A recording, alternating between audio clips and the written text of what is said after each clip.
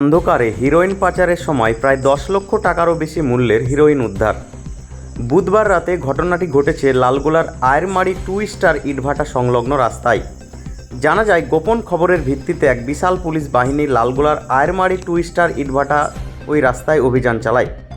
এই সময় উপস্থিত ছিলেন ভগবানগোলার এসডিপিও উত্তম গড়াই, ভগবানগোলার সিআই মানস দাস, লালগোলা থানার ওসি সৌরভ সেন। অভিযানের সময় দুই ব্যক্তিকে ঘোরাফেরা করতে দেখে সন্দেহ হয় পুলিশের।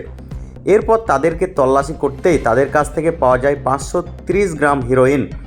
এরপর পুলিশ ওই দুই হিরোইন পাচারকারীকে গ্রেপ্তার করে। ধৃতদের নাম মোহাম্মদ আব্দুল হালিম ও খাবির উদ্দিন শেখ। তাদের সঙ্গে তৃতীয় ব্যক্তি ছিলেন এবং ফোনে যোগাযোগ করলে তিনি নিজের বাড়িতেই ছিলেন এবং সেখানে গিয়ে নুরসাদ আলী নতুন নলডহরি এলাকার বাসিন্দাকে আটক করে লালগোলা থানার পুলিশ নতুন গ্রাম এলাকায়। জানা যায়, ওই দুই ব্যক্তি হিরোইন পাচারের উদ্দেশ্যে লালগোলার আশিরাহদ এলাকায় একজনের কাছে নিয়ে যাচ্ছিল।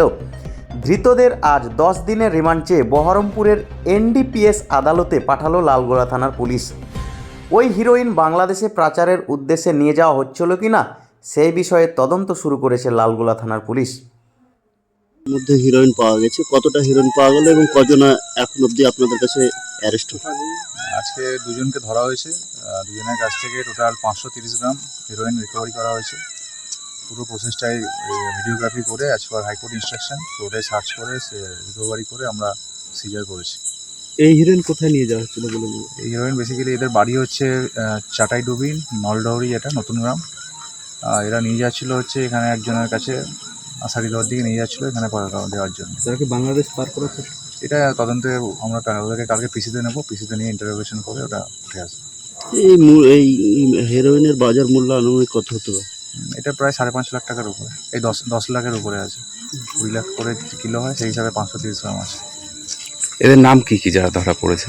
এদের নাম, একজনের নাম মোহাম্মদ আব্দুল হালিম আর একজনের নাম হচ্ছে খাবিরুল শেখ। দুজনের বাড়ি হচ্ছে চাটাইডুবি নতুন গ্রাম।